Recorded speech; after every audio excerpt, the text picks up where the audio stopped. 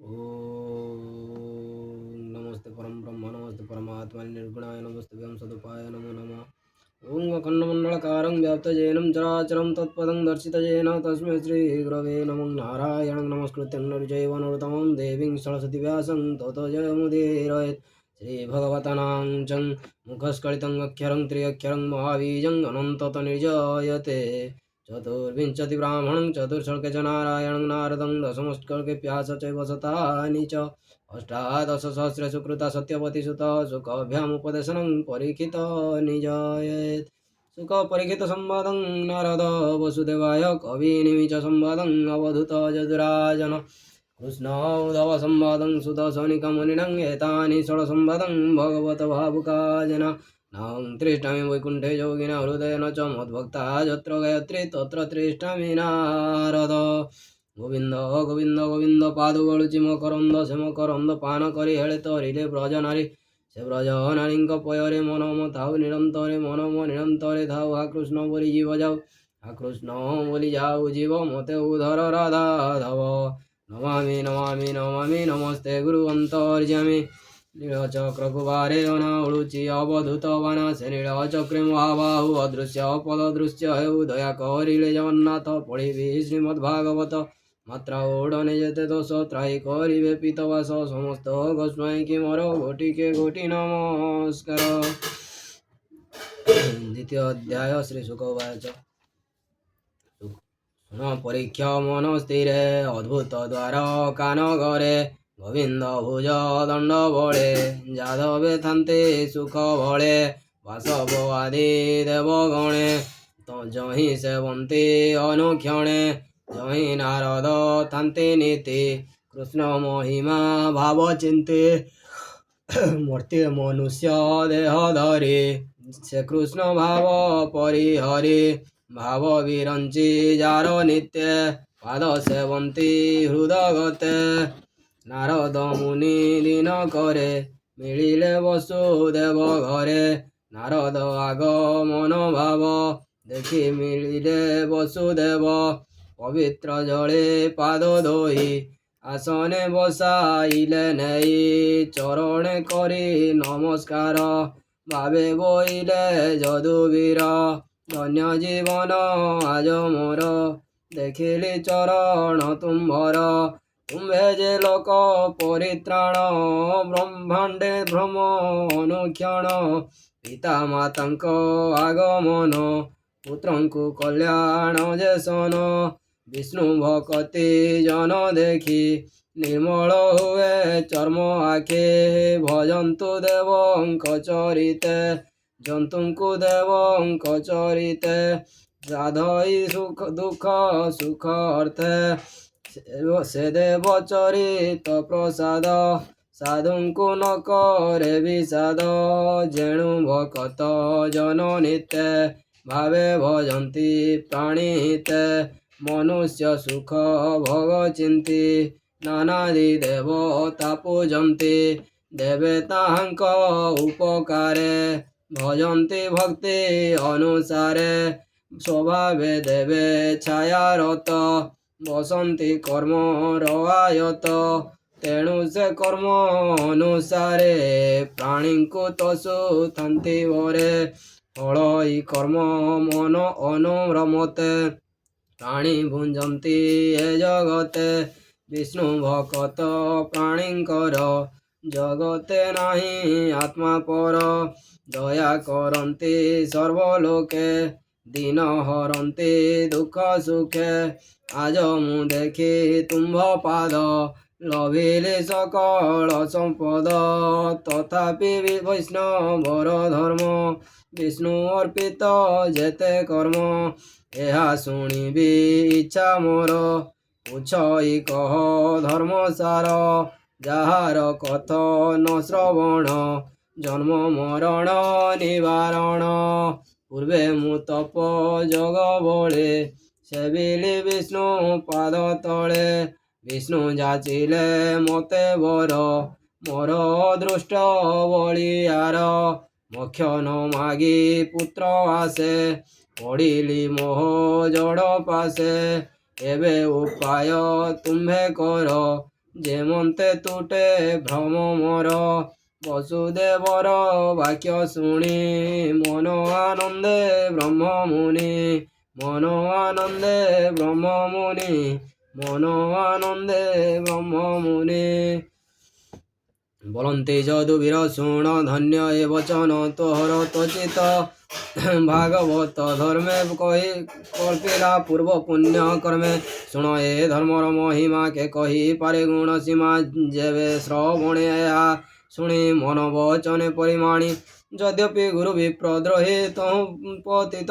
যেবে হই তার শ্রবণে যেবে পশে সর্বকলুষ দেহু নাশে ধন্য যাদবত জীবন কৃষ্ণরে পশি নিবেশিলু মন কৃষ্ণর শ্রবণ কীর্তন অশেষ দুরিত দহন কহিবা শুণ সাবধানে যে ইতিহাস পুরাতনে পূর্বে হো বিদেহ মণ্ডলে নিমিরাজার যজ্ঞ কাଳେ দিব্য পুরুষ নব ঋষি মিଳିଲେ যজ্ঞଶାଳେ আসি ସେ ନବ ଋଷି ମହାଜନ ଶୁଣ ତାହାଙ୍କ ବିଧାନ ବ୍ରହ୍ମାର ଶରୀରୁ ସମ୍ଭବ ଯେ ମନୁ ନାମ ସ୍ୱୟଂ ଭୁବ ତାର ତନୟ ପ୍ରିୟ ବ୍ରତ ସୁଗୁଣ ସାଧୁ ସୁଚିମନ୍ତ ପ୍ରିୟ ବ୍ରତର ପୁତ୍ର ଦୁଇ ଅଗ୍ନିନ୍ଦ୍ର ଅଗ୍ନି ବାହୁ ହୋଇ ଅଗ୍ନିନ୍ଦ୍ର ସୁତ ନାଭି ନାମ ସୁନ୍ଦର ସର୍ବଗୁଣ ଧାମ ଋଷଭ ତାହାର କୁମର ସେ ବିଷ୍ଣୁ ଅଂଶେ ଅବତାର ତାର ମହିମା ଗୁଣ ଯେତେ ଅନ୍ତକେ କରିବ ଜଗତେ ଅଶେଷ ମହିମା ତାହାର ଭାରତ ତାହାର କୁମର ସତେକ ପୁତ୍ର ଶ୍ରେଷ୍ଠ ସେହି ତାପରେ ଉନଶତ ଭାଇ ସକଳ ବେଦ ବିଦ୍ୟାସୁର ପବିତ୍ର ପୁଣ୍ୟ କଳେବର ଭରତ ଥାଇ ପୁଣ୍ୟ କାମେ ଭାରତ ଭୂମି ଯାର ନାମେ ଭୁବନେ ସର୍ବଭୋଗ ଭୁଞ୍ଜି ବନେ ପଶିଲା ରାଜ୍ୟ ତେଜି ତପେ ତୋଷିଲା ଭାବଗ୍ରାହୀ ଜାତି ସ୍ମର ସେ ଜାତ ହୋଇ ହେମନ୍ତେ ତିନି ଜନ୍ମ ଅନ୍ତେ ପଶିଲା କୃଷ୍ଣ ପାଦଗ୍ରତେ ଅଶେଷ ଦୁଃଖ ନାଶ ଗଲା ଜନ୍ମ ମରଣ ପାଶରିଲା ଆଉ ଯେ ଉନଶତ ଭାଇ ତାହାଙ୍କ ମହିମା ଶୁଣ ତୁହି ତାହାଙ୍କ ମଧ୍ୟରେ ମନବସୁତ ସାଧୁ ସୁଗୁଣ ସୁଚିମନ୍ତ ହଇଲେ ନବଦ୍ୱୀପେ ରାଜା ସୁଖେ ପାଳିଲେ জন ପ୍ରଜା একু ଅଧିକ শিশুতে বেদ অভ্যাসী দৃঢ় চিতে তপে আরাধি নারায়ণ জগতে হইলে ব্রাহ্মণ শেষে যে নবসুত থিলে ନିର୍ଗୁଣ ଯୋଗ ଅଭ୍ୟାସିଲେ ସେ ଆତ୍ମଜ୍ଞାନୀ ସାଧୁ ଧୀର ଜଟା ବିଭୂତି ଦିଗମ୍ବର ମିତ୍ର ପକ୍ଷ ସମ ଶୁଣ ଓ ତାହାଙ୍କର ନାମ ସେ କବି ହବି ଅନ୍ତରିକ୍ଷ ଏ ତିନି ଜ୍ଞାନୀ ଧ୍ୟାନେ ଦକ୍ଷ ପ୍ରବୃଦ୍ଧ ସୁପିପଳାୟନ ଷଷ୍ଠରେ ଆବୃହତ୍ର ନାମ ଦ୍ରବିଡ଼ ଚମସ ଏ ଦୁଇ କର ଭାଜନ ନବ ଭାଇ ତାଙ୍କ ମନ କୃଷ୍ଣ ଦେହେ କପଟେ ଥାନ୍ତି ଏକ ସ୍ନେହେ ଦେଖନ୍ତି ସର୍ବଜୀବ ଦେହେ ଏକା ଗୋବିନ୍ଦ ଭିନ୍ନ ନୁହେଁ ହରିଣ ଅବ୍ୟାହତ ଗତି ଏମନ୍ତେ ନବ ବିପ୍ରେ ଥାନ୍ତି ସିଦ୍ଧି ଗନ୍ଧର୍ବ ସୁର ମେଳେ ଯକ୍ଷ ରାକ୍ଷସ ରସା ତଳେ ଏ ଆଦି ନାନା ଦେଶ ପୁରେ ଭ୍ରମନ୍ତି ନବ ସହଦରେ ଶିବ ସୁର ବିକଳେ ଲୋକେ ଥାନ୍ତି ବ୍ରାହ୍ମଣ ଭୁବନେ ପଶନ୍ତି ଯଜ୍ଞଶାଳାକୁ ଆଗମନ କରନ୍ତି ନବ ମୁନିଗଣ ସମ୍ଭ୍ରମେ ତେଜିଣ ଆସନ ଉଭା ହୋଇଲେ ଯଜମାନ ଦେଖିଲା ଦିବ୍ୟ ତେଜମୟୀ ରବି ଶଶାଙ୍କ ସମ ନୁହେଁ ଅଗ୍ନି ଯେ କୁଣ୍ଡ ମଧ୍ୟରେ ଥିଲା ବିପ୍ରଙ୍କ ସଙ୍ଗତେ ଉଠିଲା ଆନନ୍ଦ ମନେ ନୃପବର ପଡ଼ିଲା ମୁନିଙ୍କ ପୟର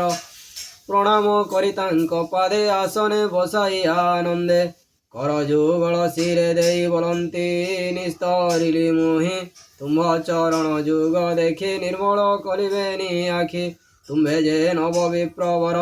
ନିଶ୍ଚୟ କୃଷ୍ଣର ଅନୁଚର ସଂସାରେ ତୁମ୍ଭର ଭ୍ରମଣ ଅଶେଷ ଜନ ପରିତ୍ରାଣ ଏ ଯେ ମନୁଷ୍ୟ କଳେବର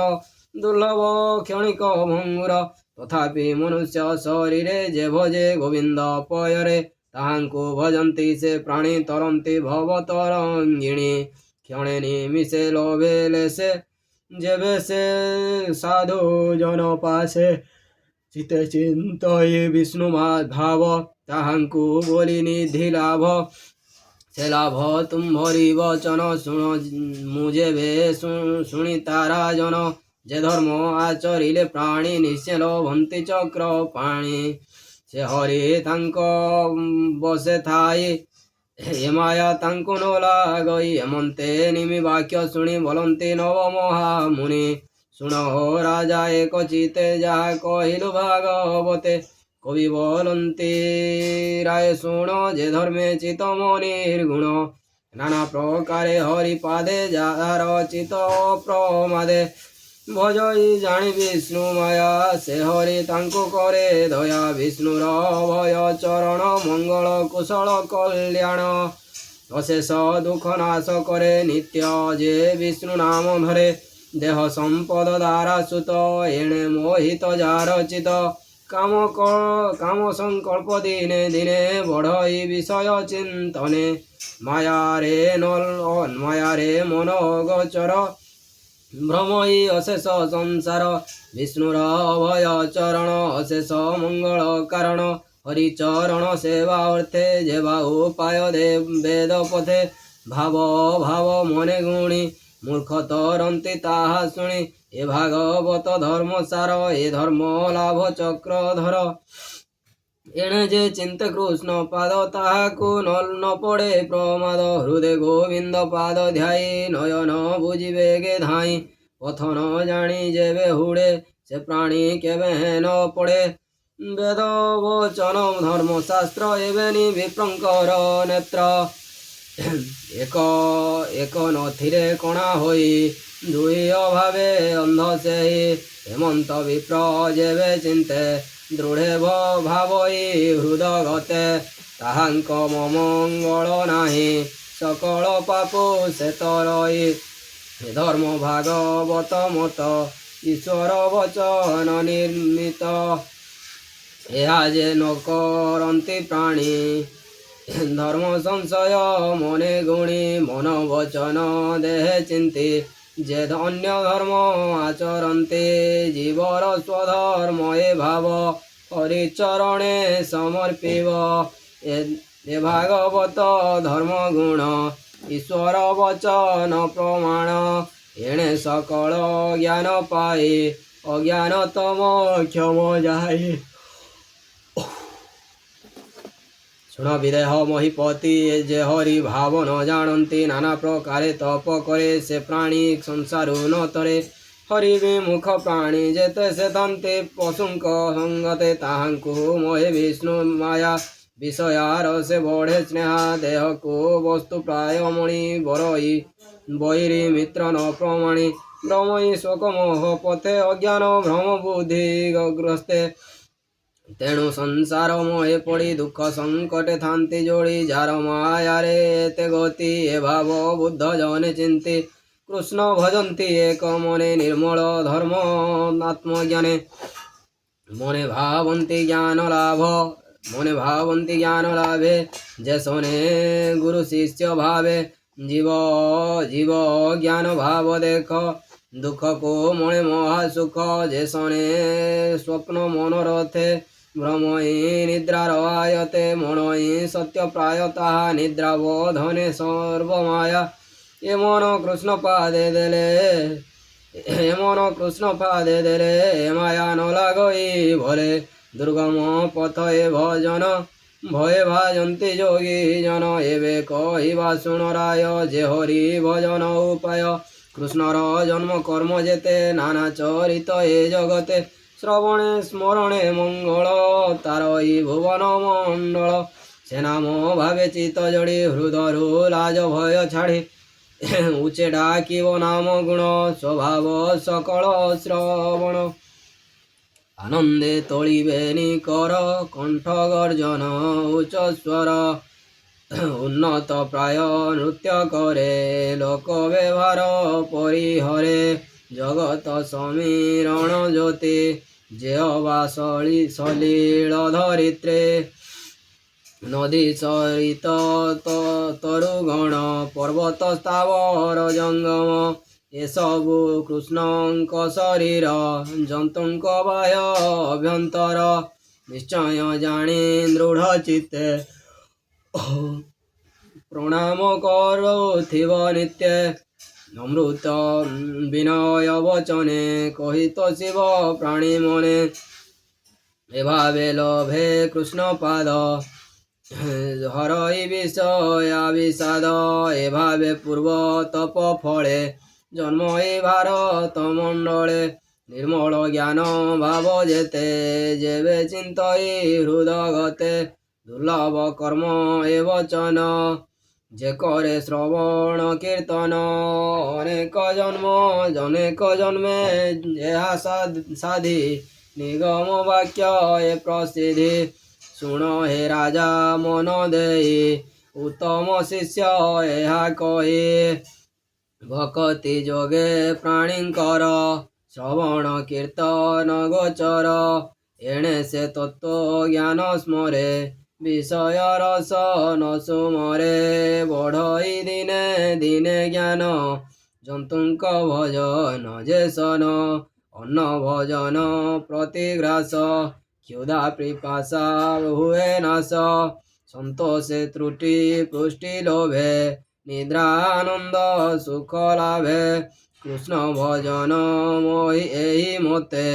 জ্ঞানী সাধন্তি এ জগতে জন্মর বিষয় বৈরাগ্য মায়া জড়িত সুখ ত্যাগ অজ্ঞান হরে দিব্য জ্ঞানে এ অনুভব অভ্যাসনে আনন্দ রস পাই নীতি চিত্তে প্রবেশ হুয়ে শান্তি শান্তি ভজই সুখ ভরে তৃতীয় পাপরু নিস্তরে এমন্ত করিব বচন